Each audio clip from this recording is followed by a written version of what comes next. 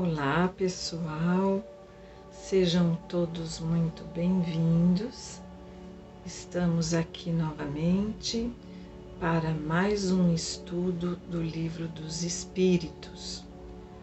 Nós somos da SECA, Comunidade Espírita Caminheiros do Amor, situada na Rua Arnaldo Magnicaro, número 1370, bairro Campo Grande, zona sul da cidade de São Paulo. É uma alegria estar aqui novamente, junto com vocês. Se você não for espírita, é o nosso convidado da mesma forma, pois as questões aqui do Livro dos Espíritos são inerentes e fazem parte, da vida de todos nós. Então, vamos primeiramente para a nossa prece. De mãos dadas em pensamento, vamos elevando o nosso pensamento a Deus,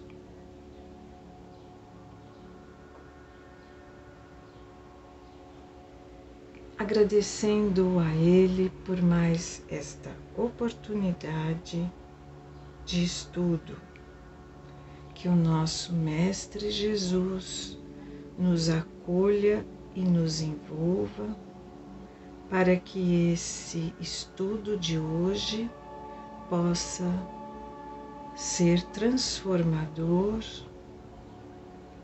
na nossa vida, que Ele nos traga serenidade diante dos desafios que fazem parte dessa nossa existência. Agradecidos à espiritualidade elevada, pedimos permissão para iniciar o estudo de hoje. Que assim seja, graças a Deus.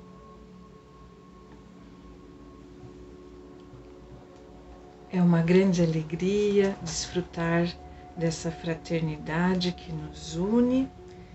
E para começar, hoje nós estamos no capítulo 2, Elementos Gerais do Universo. Vamos para o item 2, pessoal, Espírito e Matéria. Lembrando que quem faz as questões é Allan Kardec e quem responde é a espiritualidade elevada. Nós vamos hoje da questão 21 até a questão número 28. Então, na questão 21, Kardec pergunta: a matéria existe desde toda a eternidade como Deus, ou foi criada por Ele num certo momento? Resposta: só Deus o sabe. Há, entretanto, uma coisa que a vossa razão vos deve indicar, é que Deus, modelo de amor e de caridade, jamais esteve inativo. Então, Deus é o nosso Pai, o Criador do Universo, e Ele está acima de tudo o que há. Depois, podemos já fazer um gancho com a pergunta de número 27. Na questão número 27, haveria sim dois elementos gerais do universo, a matéria e o espírito? Sim. E acima de ambos, Deus. Então, Deus, o Criador, está acima de tudo o que há. o Pai de todas as coisas. E essas três coisas, Deus, Espírito e matéria, são o princípio de tudo o que há, de tudo o que existe. E esses três componentes, Deus, matéria e espírito, fazem parte do que a doutrina espírita chama de Trindade Universal. Mas ao elemento material é necessário ajuntar o fluido universal, que exerce o papel de intermediário entre o espírito e a matéria propriamente dita, porque a matéria é demasiadamente grosseira para o espírito exercer alguma função sobre ela, embora de certo ponto de vista se pudesse considerá-lo como elemento material. Ele se distingue por propriedades especiais. Agora, voltando lá para a pergunta número 22, define-se geralmente a matéria como aquilo que tem extensão, pode impressionar os sentidos e é impenetrável. Essa definição é exata? A espiritualidade responde: do vosso ponto de vista, sim, porque só falais daquilo que conheceis. Mas a matéria existe em estados que não percebeis. Ela pode ser, por exemplo, tão etérea e sutil que não produza nenhuma impressão aos vossos sentidos. Entretanto, será sempre matéria, embora não o seja para vós.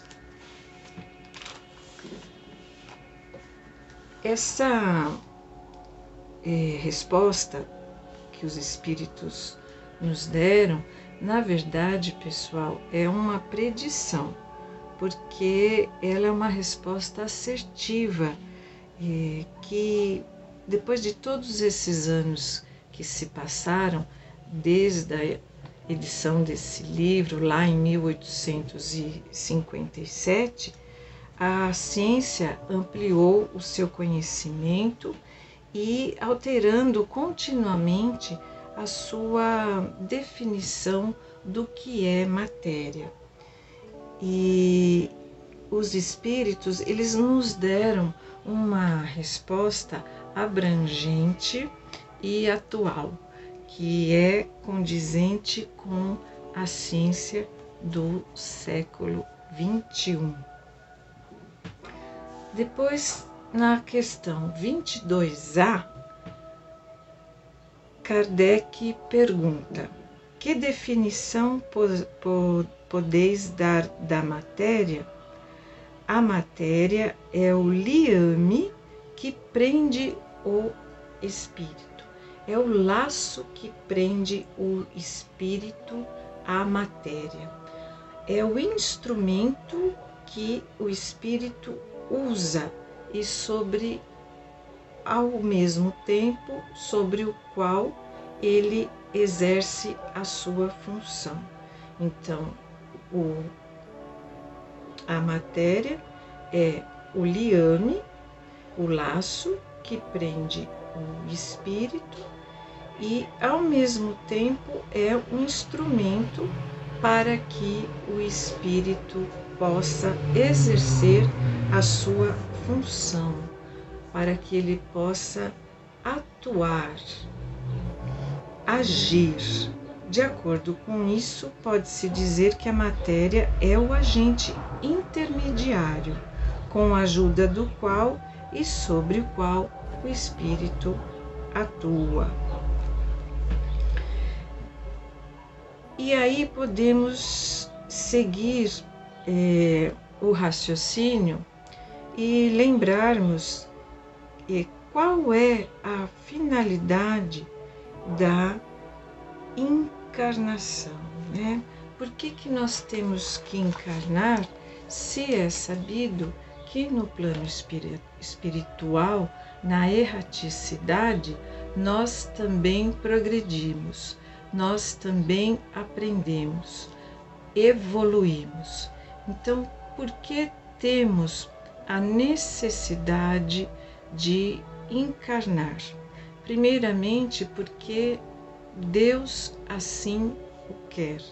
São os desígnios de Deus, que muitas vezes são mistérios para nós, porque ainda não evoluímos o suficiente para compreendê-los.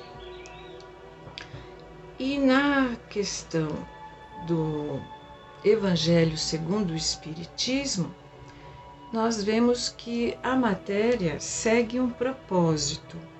E no capítulo 4, no item 25, nós temos aí uma questão que Allan Kardec faz para São Luís. É a necessidade da encarnação.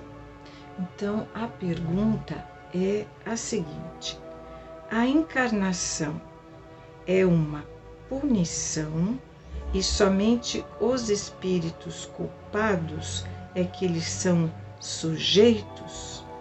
Então, será que nós estamos aqui realmente no Vale de Lágrimas e a nossa encarnação é um castigo?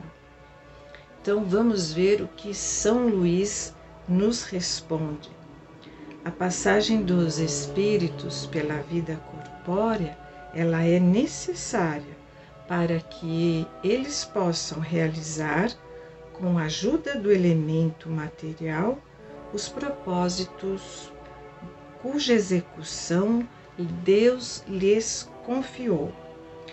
É ainda necessária por eles mesmos, pois a atividade que então se veem obrigados a desempenhar ajuda-os a desenvolver a inteligência. Deus, sendo soberanamente justo, deve aquinhoar equitativamente a todos os seus filhos. É por isso que ele concede a todos o mesmo ponto de partida, ou seja, todos nós somos criados simples e ignorantes, e todos nós começamos iguais. A partir daí, a mesma aptidão, as mesmas obrigações a cumprir e a mesma liberdade, que é o nosso livre-arbítrio, é a nossa liberdade de ação. A partir daí, cada um vai fazendo as suas escolhas nas diversas encarnações sucessivas. Todo privilégio seria uma preferência, e toda preferência seria uma injustiça. E Deus, como é bom e justo, faz com que todos nós sejamos criados iguais. A encarnação para todos os espíritos é um estado transitório. É uma tarefa que Deus lhes impõe. Vejam que a palavra é forte. Deus nos impõe, no princípio da existência, como uma prova do uso que farão do seu livre arbítrio. Então, é uma prova para saber se nós, exercendo o nosso livre arbítrio, continuamos perto dele e de suas leis, nosso Pai, nosso Criador.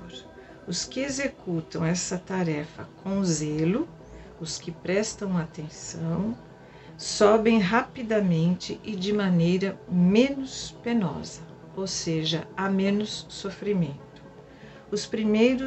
Sobem os primeiros degraus da iniciação e gozam mais cedo o resultado do seu trabalho.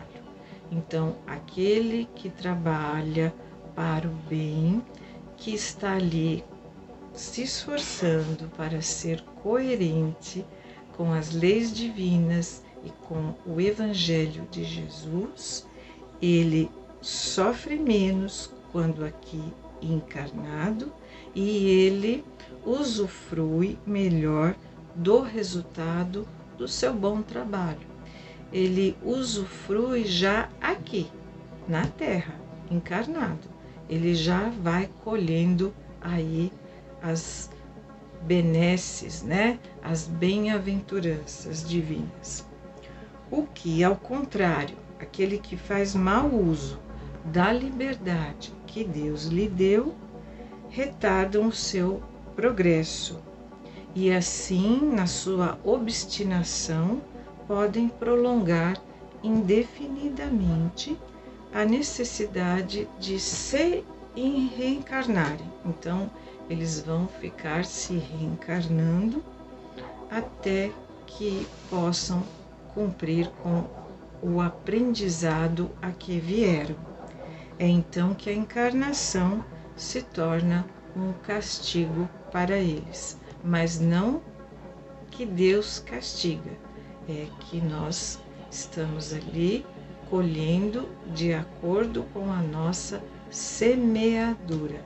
É a lei de ação e reação. Então, a carne não é sinônimo de sofrimento, muito pelo contrário.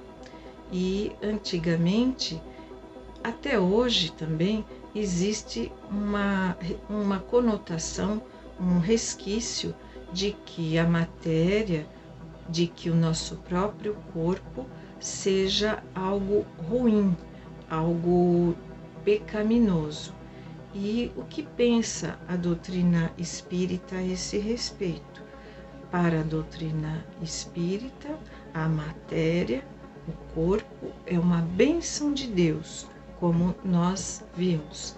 É por ela que o espírito exerce a sua função. Então, é nas necessidades do corpo, desde que nós começamos lá atrás, na antiguidade, que a nossa inteligência vai se desenvolvendo, vamos nos aprimorando. Começamos pela busca do alimento, depois fomos sentindo a necessidade de nos agasalhar, e aí fomos desenvolvendo as nossas roupas, as nossas vestimentas para nos abrigar do frio, e sentimos também a necessidade de melhorar as nossas moradias. Da caverna passamos a construir, a arquitetar as nossas casas, e assim passamos a coabitar e também a conviver em grupo. E assim foram surgindo as vilas, as cidades, as civilizações. Quanto mais o ser humano foi progredindo e desenvolvendo a sua inteligência, a busca do pão passou a um ponto de ser a busca pelo pão espiritual. Então, para além de saciar as necessidades do corpo, o intelecto chega a um ponto de evolução que nos traz a necessidade do pão espiritual, de nós procurarmos, buscarmos a Deus. E aí é que começam as nossas leis morais. Toda vez que nós colocamos Deus lá no final da nossa agenda, nós nos afastamos de Deus e o vazio se faz em nossa vida. Nós caímos muitas vezes em desequilíbrio e a nossa vida fica bagunçada. Assim que nós decidimos voltar para Deus, nós nos reequilibramos e organizamos novamente a nossa vida. Então, aqui na Terra, podemos e devemos ter uma vida mais alegre, em harmonia com as leis morais, que é a moral do Cristo, amar a Deus sobre todas as coisas e fazer ao próximo aquilo que nós gostamos que nos façam. É o amor ao próximo, amor à criação divina, e a nossa missão é pacificar, levar o entendimento, vivenciar o Evangelho de Jesus. É pagar o mal com o bem.